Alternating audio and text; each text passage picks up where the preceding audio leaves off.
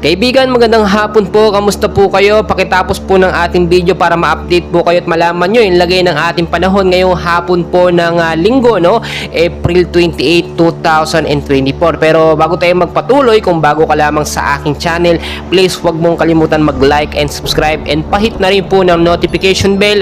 Maraming salamat, kaibigan. Ngayong hapon po ng linggo, mga kaibigan, ay naitala po ang init sa Metro Manila, no, na umabot po sa 37 degrees Celsius, at ang pinakamainit naman po ay naitala sa area po ng Cagayan na pumalo na po, mga kaibigan, sa 47 degrees Celsius, no, at yung mga kalupaan dun ay makikita nyo po natuyot na talaga. So nakakatakot po ito, no, dahil posibleng magkaroon ng histro kapag mababad ka ng sobra sa ganyang kainit. Pero wag po kayong mag-alala, ayon po sa Pag-asa, meron po tayong hypnosis ngayon ng easterlies o yung mainit na hangin. Gagaling po yan sa karagatang Pasipiko na siya pong posibleng magbigay ng pag-uulan at maulap na panahon ngayong hapon at hanggang bukas po yan. So ayon sa Pag-asa, sa area po ng Metro Manila kasama po ang piling-piling lugar ng Luzon, Visayas at Mindanao ay makakaranas po ng maulap na panahon with isolated light rains and heavy rainfall.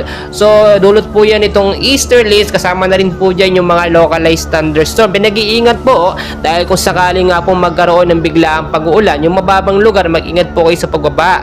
Yung matataas naman po sa landslide prone area, mag-ingat po kayo. Then recently, no, nakita naman natin nung mga nakarang araw po, halos sunod-sunod po yung biglaang pag-uulan tuwing hapon.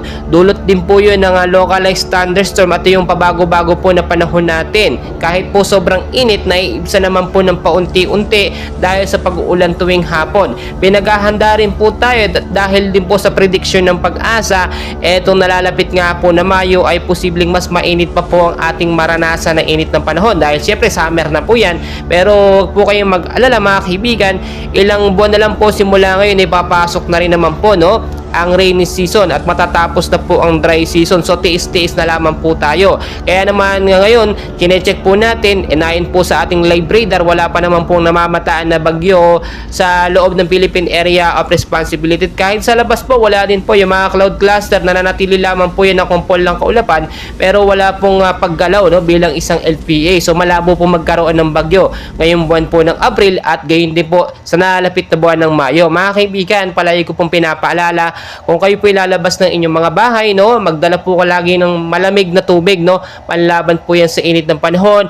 Gayon din po sombrero, no, at payong sa biglaang pag-uulan. Kaya naman, mga kaibigan, patuloy ko po kayong i-update, and please wag na wag pong kakalimutan mag-like and subscribe para ma-update kayo sa ating mga latest and weather update.